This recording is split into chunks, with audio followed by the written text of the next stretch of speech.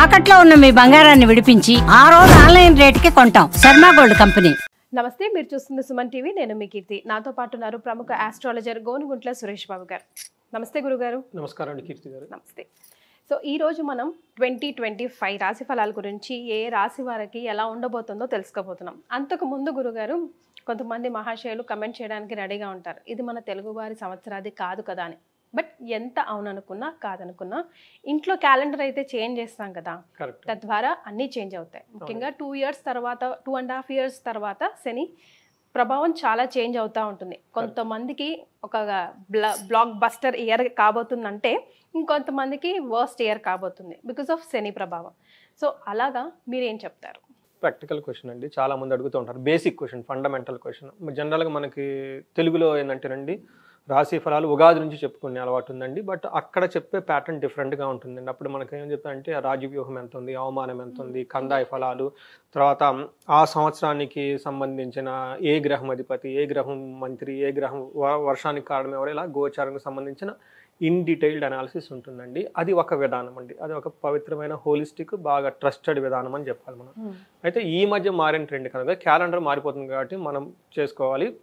దీన్ని బేసిస్ చేసుకోవడానికి మేజర్ యొక్క గ్రహాలు ఉంటాయండి. అక్కడ కూడా అది ఇది సేమ్ అండి, ఆల్మోస్ట్ మనకి 80% సేమే ఉంటుంది, అంటే పెద్ద డిఫరెన్స్ ఏమి ఉండదు అనమాట. సో ఏదున్నా కానీ మనకి 4 ప్లానెట్స్ కన్సిడరేషన్ చేస్తారండి హోల్ ఇయర్ అంతా. మన ఉగాదిలో పంచాంగ శ్రవణప్పుడు కూడా 4 ప్లానెట్ల యొక్క స్థితిగతులను అనుసరించి జ్యోతిషం చెప్తారు. ఇప్పుడు 2025 జనవరి నుంచి కూడా, జనవరి నుంచి మొదలుకొని వచ్చే డిసెంబర్ వరకు మేజర్ ప్లానెట్స్ యొక్క చేంజెస్ ఎలా ఉంది, వాటిని బేస్ చేసుకొని ప్రిడిక్షన్ చెప్తూ ఉంటాం అనమాట. అందుకని చెప్పేసి ఒక 3 months డిఫరెన్స్ ఉంటుంది. అది కూడా అది మనకి ఉగాది జనరల్గా మార్చ్ ఎండ్లోనూ ఏప్రిల్లో వచ్చేస్తుందండి. ఈ 3 months డిఫరెన్స్లో పెద్ద ప్లానెట్స్ ఏది పెద్ద చేంజెస్ అవ్వదండి. కాకపోతే మనకు ఆ టైంలో పాడ్యం రోజున మనకి డిఫరెంట్ ప్యాటర్న్లో వెళ్తూ ఉంటాం అనమాట. అది ఇది మీరు కంపేర్ చేసిన, మీరు అడిగిన విధంగా ఆల్మోస్ట్ 70-80% సేమే ఉంటుందండి. పెద్ద డిఫరెన్స్ ఏమి ఉండదు. ఒక 3 months అయితే టైం. మేజర్ ప్లానెట్స్లో అయితే పెద్ద డిఫరెన్స్ ఏమి ఉండదండి. మారిన తర్వాత అందులోని మనం చూసుకున్నాం అనుకోండి, మీరు అడిగిన విధంగా శని 2.5 సంవత్సరానికి మారిపోతూ ఉంటుంది. అది లాస్ట్ ఉగాదికి ఉగాదికి శని సేమ్ ప్లేస్లోనే ఉంటారు కాబట్టి శని ఇచ్చే ఫలితాలు పెద్ద డిఫరెన్స్ ఏమి ఉండదు. అయితే ఈసారి వచ్చేటప్పటికి ఎగ్జాక్ట్గా ఉగాది పండగ కొంచెం అటు ఇటుగా శని మారుతూ ఉన్నాడండి. మనం ఇక్కడ జనవరి నుంచి చెప్పుకున్నప్పుడు మార్చి నుంచి మారిపోయే అవకాశం ఎక్కువగా ఉందని చెప్పుకుంటాం. రైట్. సో మరి ఇక రాశి ఫలాలు స్టార్ట్ చేస్తే, మేష రాశి వారికి ఎలా ఉండబోతోంది వాళ్ళ అదృష్టం? మేషరాశి మనం ఇయర్ 2025 కనుక చూసుకుంటే ఎలా ఉందో చూద్దామండి. ఫస్ట్ ఒక చిన్న, అసలు ఎందుకు రాశి ఫలాలు చూసుకోవాలి అనే దాని గురించి మనం చర్చించుకుంటే, ఒక క్వశ్చన్ అడిగితే కనుక, మనకి మహర్షులు మనకి ఇచ్చిన ఒక గొప్ప జ్ఞానం ఏమంటే జ్యోతిష్య జ్ఞానం. ఎందుకంటే మనిషి ధర్మము, అర్థము, కామము, మోక్షాల చుట్టూనే తన జీవితం పుట్టి నుంచి లాస్ట్ వరకు తిరుగుతూ ఉంటుందండి. ఒక్కొక్క స్టేజ్లో ఒక్కొక్క దానికి ఇంపార్టెన్స్ ఇస్తూ వెళ్ళిపోతూ ఉంటారు. అయితే ఇది సాధించే టైంలో చాలా ప్రతికూల పరిస్థితులు ఉంటాయండి. సో వాటిని అధిగమించడం ఎలా? నేను మంచి చేయాలి, కానీ పరిస్థితుల ప్రభావం అయితేనేమి, చుట్టుపక్కల ఎన్విరాన్మెంట్ ప్రభావం అయితేనేమి, నేచర్ యొక్క ప్రభావం నా మీద పడి నేను చేయలేకపోతుంటాను అనమాట. అది తెలుసుకొని చక్కగా వాటిని అధిగమించి పరిహారాలు, ట్రిక్స్ అంటారు అనమాట. పరిహారం అంటే నచ్చి మా ట్రిక్స్ను అనుసరించి పట్టుకొని పోతే ఉంటే మనకి శోకం లేకుండా శోభాయమానంగా మనకు కావాల్సిన వాటిని బ్లిస్ఫుల్గా కరెక్ట్ చక్కగా చెప్పారు. ఈ విధంగా చేసుకోవడానికి జ్యోతిష శాస్త్రం ఉపయోగపడుతుందండి. సో ఇంకొకటి ఏమంటేనండి, awareness is the fundamental right అంటారండి. అంటే కీ టు సక్సెస్ అనమాట. సక్సెస్ ఎవరికి వస్తుందంటేనంటండి, బాగా అవేర్నెస్ ఉన్న వాళ్ళ గురించి తెలుసుకోవాలి. మనం ఇక్కడ దేని గురించి తెలుసుకోవాలి? గ్రహస్థితుల గురించి, నక్షత్రాల గురించి, టైం, ఋతువులు, తర్వాత ఈ సూర్యుల చంద్రులు మనకి ఎలాంటి, నేచర్ మనకి ఎలా సపోర్ట్ ఇస్తుంది, నేచర్ మనకి ఎక్కడెక్కడ సపోర్ట్ ఇవ్వట్లేదు తెలుసుకోగలిగితే కనుక ఈజీగా బ్లిస్ఫుల్గా మనకు కావాల్సింది సాధించుకోవచ్చు. ఈ ఉద్దేశంతో ఎఫర్ట్లెస్ జర్నీ అని చెప్పేసి మనకి 2025కి సంబంధించి సంవత్సరం ఫలితాలు చేయడం జరిగిందండి. నేనంతా దాన్ని దృష్టిలో పెట్టుకుని, నేను కూడా అడుగుతాను అసలు ఇది ఎందుకు, ముఖ్య ఉద్దేశం ఏంటి అని చెప్పేసి. ఈ ప్రకారం మనం చూసుకుంటే మనకి మేషరాశి 2025 కనుక చూసుకుంటే, ఫస్ట్ మేషరాశిలో ఏ నక్షత్రాలు ఉంటాయి? ఇందులో నక్షత్రాలు చూసారనుకోండి, అశ్విని 1, 2, 3, 4 పాదాలు, భరణి 1, 2, 3, 4 పాదాలు, కృతిక ఫస్ట్ పాదం. ఇంతే కాకుండా మనకి పేరు బలం కనుక చూసుకుంటే వీళ్ళకి చూ, చే, చో, లా, లీ, లు, ఏ, లా, లో, ఆ, ఈ సౌండ్లు మోరార్లాస్, ఈ నేమ్స్తో ఈ సౌండ్తో ఉన్న వాళ్ళంతా కూడా మేషరాశిని మనం చెప్పుకోవాలి. తర్వాత మనం గ్రహస్థితి అంటాం. మనం ఇందాక చెప్పుకున్నట్లుగా ఈసారి 2025 ఉన్న స్పెషాలిటీ ఏంటంటేనండి, ఇందులో 4 ప్లానెట్స్ చేంజ్ అవుతున్నాయండి. జనరల్గా 4 ప్లానెట్స్ ఒకేసారి చేంజ్ అవ్వవు, కానీ ఈ సంవత్సరంలో శని చేంజ్ మారుతున్నారండి. మార్చి ఎండ్ నుంచి. ఈ శని మారటం వల్ల చాలామందికి అష్టమ శని, అర్ధాష్టమ శని, ఏలినాటి శని నుంచి విముక్తి రాబోతుందండి. వావ్. అది ఈ సంవత్సరం యొక్క ప్రత్యేకత. 2025 యొక్క ప్రత్యేకత. లాస్ట్ 2 years అది లేదు. ఇది యొక్క ప్రత్యేకత ఏంటంటే 2025 అంటే ఈ ప్రత్యేకత. రెండోది ఇదే టైంలో గురువు ఎనివే ఇయర్లీ మారుతుంటారు. అయితే రాహు కేతులు కూడా ఈసారి మారుతూ ఉన్నారండి. అందుకని చెప్పేసి 4 పెద్ద గ్రహాలు 2025లో చేంజెస్ ఉన్నాయండి. అందులోని మే మంత్లో వచ్చేటప్పటికి గురువు రాహు కేతులు మారటం వల్ల ప్రతి ఒక్కరికి డ్రామాటిక్గా చాలా చేంజెస్ అయితే ఖచ్చితంగా 2025లో 4 పెద్ద గ్రహాలు అంటే శని, గురు, రాహు కేతులు. అంటే వీటిని స్లో మూవింగ్ ప్లానెట్స్ అంటారు. ఓకే, అవి నిదానంగా మూవ్ అవటం వల్ల ఒక రాశి నుంచి ఇంకో రాశికి షిఫ్ట్ అవడానికి శనికి అయితే 2.5 years పడుతుందండి, గురువుకి 1 year పడుతుంది, రాహుకేతులకు 1.5 years పడుతుంది. అయితే మిగతా సూర్యుడు, తర్వాత చంద్రుడు, శుక్రుడు, బుధుడు ఇవి ఎవ్రీ మంత్ షిఫ్ట్ అయిపోతూ ఉంటారు. అందుకని మంత్లీ ఫలాలు చేసేటప్పుడు వాటిని బేస్ చేసుకొని చేస్తాం అనమాట. ఇయర్లీ ఫలితాలు చేసినప్పుడు వీటిని బేసుకొని చేస్తుంటాం అనమాట. అయితే కొంతమందికి శని వదిలిపెట్టిపోతున్నాడు, కొంతమందికి శని పట్టుకోబోతుంది అనమాట. అందుకని ఈ సంవత్సరం రాశి ఫలాలు తెలుసుకోవటం ప్రతి ఒక్కరికి చాలా చాలా ఇంపార్టెంట్. సో అందులో ఇప్పుడు మేషరాశి కూడా మేషరాశి కంపల్సరీ ఉంటుంది అనమాట. అందులో మేషరాశికి వీళ్ళకి శని పట్టుకోబోతుందండి, పట్టుకోబోతుంది. అందుకని వీళ్ళు చాలా కేర్ఫుల్గా ఉండాలి. అంటే పట్టుకోబోతుందని కానీ భయపడటం కాదండి, అసలు ఎలా పట్టుకోబోతుంది, ఆ టైంలో మనం ఏం చేయాలి, ఎంత డ్యామేజ్ చేసే అవకాశం ఉంది, దానికి అంత మనకి కాకుండా ఎలా మనం బ్యాలెన్స్ చేసుకుంటూ వెళ్ళిపోవాలి తెలుసుకోవడం ఫస్ట్ ఇంపార్టెంట్ అండి. తెలుసుకోకుండా వెళ్ళిపోయేసి పెద్ద పెద్ద ఇన్వెస్ట్మెంట్లు పెట్టి న్యూ ప్రాజెక్టులు చేసి ఎవరితో వాళ్ళ సమాసం చేసి ఏదో అయ్యబోదానికంటే టైం బాగలేదు కాబట్టి కొంచెం కేర్ఫుల్గా ఉండి కొత్త బిజినెస్లు చేయకుండా, కొత్త ప్రాజెక్టులు లాంచ్ చేయకుండా, ఈజీగా ఇన్వెస్ట్మెంట్ పెట్టకుండా, ఎవరిని పడితే వాళ్ళని నమ్మకుండా బ్లైండ్గా ఆధ్యాత్మికంగా ఇంటర్నల్గా కనుక గడుపుకోగలిగితే రాబోయే డ్యామేజ్ అంతా నివారణ చేయొచ్చు. అందులోని మేషరాశి వారికి మనం ఈ రాశితోనే స్టార్ట్ చేస్తున్నాం కాబట్టి ఈ రాశి వారికి ఉన్న ఒక ప్రాబ్లం ఏంటంటేనండి, మనకి మార్చి నుంచి ఏలినాటి వీళ్ళకి స్టార్ట్ అయిపోతుంది. ఓకే, సో ఇన్ డీటెయిల్ చూద్దాం మనం. సో మనం చెప్పుకున్నట్లుగా గ్రహాలు 4 శని, గురు, రాహు, కేతులు ఈ సంవత్సరం మారుతూ ఉన్నారు. శని వచ్చేటప్పటికి మార్చి 29th నుంచి మారుతూ ఉన్నారండి. తర్వాత గురువు వచ్చేటప్పటికి May 14th, తర్వాత మనకి రాహుకేతులు May 18th. So May month is going to be the very dynamic month అని మనం చెప్పుకోవాలి ఈ 2025లో. ఇన్ పాజిటివ్ సెన్సా లేకపోతే కొంతమందికి సో మచ్ పాజిటివ్, కొంతమందికి కొంచెం negative. So it is mix. Correct, కొంతమంది పట్టుకోబోతుంది, వేరే ఆప్షన్ లేదు, ఖచ్చితంగా వాళ్ళు అర్థం చేసుకోవాలి. కొంతమందికి వదిలిపోతుంది, it is for them happy to celebrate అనమాట. అలా ఉంది. సో మనకి 2 ముక్కల్లో మన సూక్ష్మ గోచారం అని చెప్తారంటే వెరీ సింపుల్గా కనుక చెప్పాలంటే ఈ 2025 మేషరాశి వారికి ఎలా ఉండబోతుందంటే, ఫస్ట్ వచ్చేటప్పటికి వీళ్ళకి ధనాన్ని కోల్పోయే అవకాశం ఎక్కువగా ఉంది. రెండోది వాళ్ళ యొక్క స్థితి నాశనం, అంటే వ్యాపారం కానివ్వండి, బిజినెస్ కానివ్వండి, లేదంటే వాళ్ళ పర్సనల్ జాబ్ కానీ ఉన్న పొజిషన్ నుంచి కింద పడే అవకాశం ఎక్కువగా ఉంది. ప్రమోషన్ రావటం, ట్రాన్స్ఫర్ రావటం, స్ట్రెస్ అవుతారండి వాళ్ళు ప్రొఫెషన్లో కానీ బిజినెస్లో కానీ. లాస్ట్లో వీళ్ళకి సారో, ఓకే, ఫస్ట్ 6 months బాగా మనీ వస్తుంది, తర్వాత 6 monthsలో ఏదో తెలవని విధంగా దుఃఖపడే అవకాశం ఇన్సిడెంట్స్ వీళ్ళ లైఫ్లో ఎక్కువ వస్తాయండి. ఇది మనకి మేషరాశి వారికి టూకీగా 2 ముక్కల్లో చెప్పాలంటే. మనం డీటెయిల్స్ చూద్దాం. డీటెయిల్ కనుక చూస్తే మనకు అర్థమవుతుంది. ఇందులో మేషరాశి వారికి ఏలినాటి శని స్టార్ట్ అవుతుందండి. అది మార్చి 29th నుంచి స్టార్ట్ అవుతుంది. ఏలినాటి శని స్టార్ట్ అయితే ఏం జరుగుతుంది ఇందులో కనుక మనం అడుగుతుంటే, ఫస్ట్ వీళ్ళకి ఏమంటే మానహాని. అప్పటిదాకా వీళ్ళ చుట్టూ జనాలు వీళ్ళని రెస్పెక్ట్ ఇస్తూ నువ్వు ఇంద్రుడు, చంద్రుడు, గొప్పవాడు అని పొగుడుతూ భజన చేసిన వాళ్ళు మొహాన్ని తిట్టేసి వెళ్ళిపోతారు. అది మీరు తట్టుకోగల కెపాసిటీ ఉండాలి. రెండోది వచ్చేటప్పటికి నిత్య సంవాదం, అంటే ఎప్పుడు ఎవరితో గొడవ పడే అవకాశం సిచ్యువేషన్స్ ఉంటాయి. అంటే అప్పటిదాకా నన్ను అందరూ పొగుడుతున్నారు, నన్ను భజన చేస్తున్నారు, సడన్గా నిలిపోయారు, అనవసరంగా వీళ్ళు పోయి గొడవ పట్టమా, వాళ్ళు గొడవ పట్టమా, ఇంట్లో గొడవ, ఆఫీసులో గొడవ, ఎక్కడో ఒక చోట బాగా ఫ్రిక్షన్ ఫేస్ చేసే సిచ్యువేషన్ ఉండే అవకాశం ఏంటంటే దారిద్ర్యం, టయానికి డబ్బులు అందక ఇబ్బంది పడిపోతుంటారు. ఎలా ఉంటుందంటేనండి, అప్పటిదాకా మీ ఏళ్ళమ్మటి డబ్బులు పరిగెడుతూ ఉంటాయి, సడన్గా మీ దగ్గర డబ్బులు ఉండవు.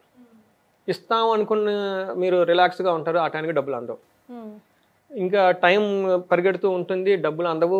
ఈ డబ్బుల్ని చేసే దాంట్లో పడిపోయి బాగా స్ట్రెస్ అయిపోతారు. ఇప్పుడు దాకా ఆ సిచ్యువేషన్ లేదు వాళ్ళకి, కానీ ఇక నుంచి ఆ సిచ్యువేషన్ వస్తుంది. అందుకని ధనం విషయం చాలా జాగ్రత్తగా ఉండాలి. తర్వాత కృషి భోజన మల్పాశ అంటారు. అంటే ఏదైనా కనుక పని చేస్తే దాంట్లో వచ్చే ఆదాయం చాలా లెస్గా ఉంటుంది, మీగర్ అనమాట. ప్రాఫిట్ ఇంతకుముందు టూ మచ్ ప్రాఫిట్ ఉండేది, అసలు అమ్ముడు పోతుందో పోదో, ప్రాఫిట్ వస్తుందో లేదో, పొలం వేసాము అందులో ఆదాయం వస్తుందో లేదో, ఏదన్నా గట్టి కష్టపడినా కానీ కొద్దిగా వస్తుంది అనమాట, ఆశించినంత ఉండదు.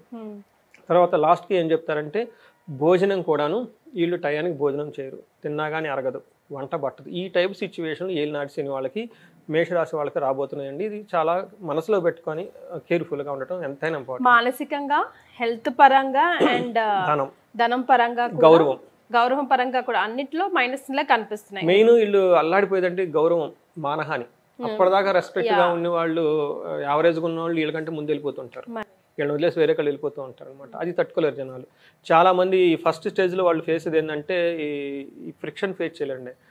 రాండి అని కూర్చోబెట్టిన వాళ్ళు సడన్గా అన్నట్లు అది తట్టుకోలేరండి చాలా మంది. తర్వాత జూపిటర్ మనకి గురువు మారుతున్నారంటే, అయితే గురువు ఉండటం వల్ల ఏమంటే ఫస్ట్ మే వరకు బాగుంటుంది, కానీ మే తర్వాత గురువు గారు కూడాను శనితో పాటు జాయిన్ అయిపోతారు.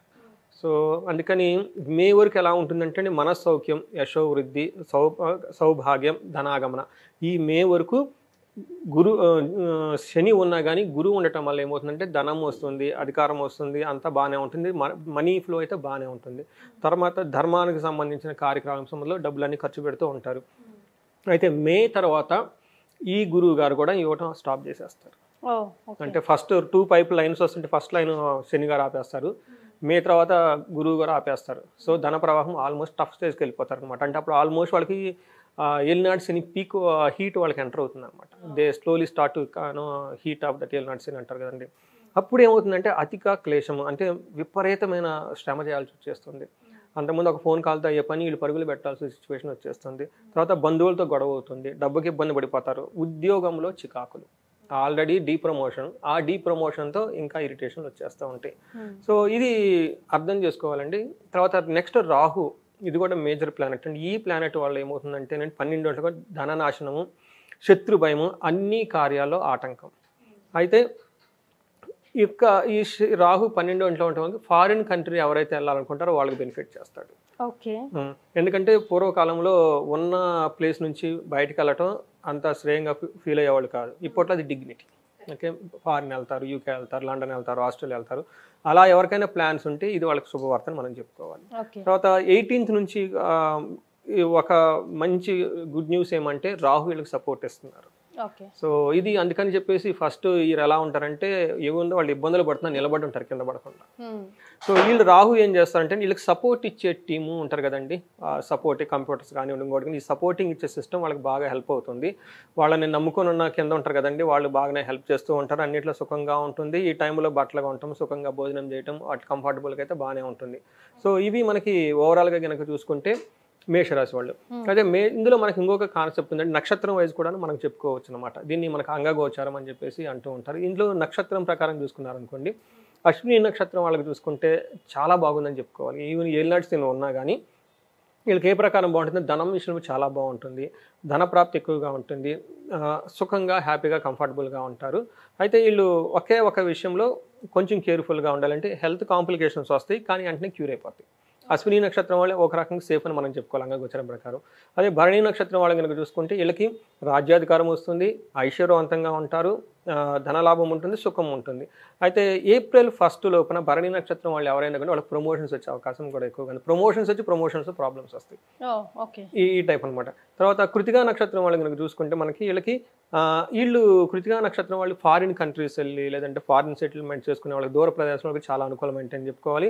వీళ్ళు అందరి చేత పూజింపబడతారు. యాక్చువల్గా ఏలినాటి శని రాగానే అగౌరవం పడుతుంది, డిజానర్ అని చెప్పుకుంటాం. బట్ వీళ్ళకి మాత్రం కృతికా నక్షత్రం వాళ్ళకి చక్కగా వేరే వాళ్ళ చేత రెస్పెక్ట్ పొందే అవకాశం వీళ్ళకి ఎక్కువగా కనిపిస్తుంది అని చెప్పుకోవాలి. బట్ వీళ్ళు ఫారిన్లో ఛాన్సెస్ ఎక్కువగా ఉంది, ఫారిన్ సెటిల్మెంట్ చేసుకునే అవకాశం కృతికా నక్షత్రం వాళ్ళకి ఎక్కువగా ఉంది చెప్పుకోవాలి. సో ఈ ప్రకారం కనుక మనం చూసుకుంటే ఏలినాటి శని ఈ రాశి వాళ్ళకి ఎఫెక్ట్ అవ్వబోతుందని మీరు తెలుసుకోవాలి.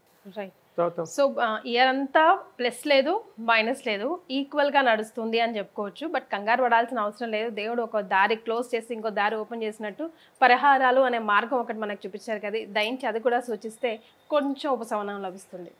ఇది మీకు కొంచెం డీటెయిల్గా చెప్తానండి. ఎందుకంటే ఏలినాటి శని మేషరాశి వాళ్ళకి ఫస్ట్ టైం ఎంటర్ అవుతున్నారు కంటే, ఎందుకంటే 30 years తర్వాత వచ్చిన వాళ్ళకి మళ్ళీ ఇప్పుడు వస్తుంది. ఈ మధ్యలో ఏలినాటి శని రాదు. అంటే ఇప్పుడున్న జనరేషన్ ఏలినాటి శని ఫస్ట్ టైం పర్టికులర్గా 30, 45 years ఉన్న వాళ్ళకి ఎవరికైతే ఉందో ఏలినాటి శని 7.5 years ఉండబోతుంది. ఇది ఇప్పుడల్లా పోయేది కాదు, రేపు తగులుకొని అక్కడ నుంచి 7.5 years ఏలినాటి శని ఉంటూనే ఉంటుంది. అంటే ఏయో కొన్ని ప్లానెట్స్ మధ్యలో వెళ్తూ ఉంటాయి, ఉపశమనం ఇస్తూ ఉంటాయి, తర్వాత కొన్ని ప్లానెట్స్ ఇబ్బంది పెడుతూ ఉంటాయి. ఈ శనికి ఇంకొన్ని పాపగ్రహాలతో కొన్నిసార్లు టూ మచ్ ఇబ్బంది పెడుతూ ఉంటే అలా జరుగుతూ ఉంటాయి. బట్ ఈ పరిహారాలు మాత్రం కంటిన్యూస్ లాంగ్ టర్మ్ చేసుకోవాలి. ఫస్ట్ వీళ్ళకి సజెస్ట్ చేసేది ఏంటంటే వీళ్ళకి శని పిప్పలాద స్తోత్రం అని ఉంటుంది. ఓకే. ఇది మీకు నెట్లో దాని గురించి స్టోరీ పురాణ కథ అంతా దొరుకుతూ ఉంటుంది. 2 లైన్లు ఉంటుందండి, చాలా సింపుల్ శ్లోకం. దీన్ని సూర్యోదయం సూర్యాస్తమయం కంపల్సరీ చదువుకుంటే శని, ఈ శ్లోకం అందరికి ఇచ్చాడు, శని తనంతా తనే చెప్తాడు ఏమని, ఈ శ్లోకాన్ని ఎవరైతే కనుక సూర్యోదయం సూర్యాస్తమయంలో కనుక పఠిస్తే వాళ్ళకి శని బాధల నుంచి ఉపశమనం లభిస్తుంది. శని బాధలు పోతాయని కాదండి, ఉపశమనం లభిస్తుంది. రెండోది మోస్ట్ ఇంపార్టెంట్, మనందరికీ బాగా తెలిసింది ఏంటండి, మనకి హనుమంతుడికి సంబంధించి హనుమాన్ చాలీసా చదువుకోవాలి. ఓకే. ఇది చాలా చాలా పర్టికులర్ కొంతమందికి డీ ప్రమోషన్ వస్తుంది, జాబ్లో బాగా టఫ్ ఉన్నవాళ్ళు కంపల్సరీ ఉదయం సాయంత్రం ఎన్నిసార్లు మ్యాక్సిమం హనుమాన్ చాలీసా చదువుకోవాలి. తర్వాత శనివారం కూడాను శనికి తైలాభిషేకం చేసుకోవాలి. అండ్ ఫోర్త్ మోస్ట్ ఇంపార్టెంట్, వీళ్ళు తిరుపతి ఎంత ఫ్రీక్వెంట్గా వెళ్ళి వస్తే అంత బాగా కలిసి వస్తుంది. ఓకే. ఎందుకంటే వెంకటేశ్వర స్వామి కూడాను శనికి సంబంధించి లాట్ ఆఫ్ రిలేషన్షిప్ ఉంటుందన్నమాట. అందుకని శనివారం రోజున మనం వెంకటేశ్వర స్వామి కూడా విజిట్ చేస్తాం అనమాట. అందుకని ఈ 4 అట్లీస్ట్ మినిమం టు మినిమం చేయగలిగితే కొంతవరకు వాళ్ళకి రిలీఫ్ వచ్చేస్తుందని మనం చెప్పుకోవాలండి. రైట్. సో ఇంకా ఏమైనా కనుక పెద్ద పెద్ద బిజినెస్లు అవన్నీ ఉండేవాళ్ళు కనుక చేసుకుంటే వాళ్ళకి మన్యు పాశుపత హోమం కానివ్వండి, లేదంటే ఎవ్రీ శనివారం అమావాస్యకి రుద్రాభిషేకం చేయించుకున్నా కానీ చాలా బాగా కలుగుతుంది వాళ్ళకి. రైట్. సో 2025లో 2025లో మేషరాశి వారికి ప్లస్ ఆర్ మైనస్ గానే ఉంటుంది కాబట్టి గురువుగారు పరిహారాలు కూడా సూచించారు. ప్లస్లు మైనస్లు ఎలా అయితే క్లియర్గా వివరించారో రెమెడీస్ కూడా అలాగే చెప్పారు. ధైర్యంగా చేసుకోండి, ఇయర్ అంతా బాగుంటుంది. అంతే కదండి. అంతే. నమస్కారం. ధన్యవాదాలు.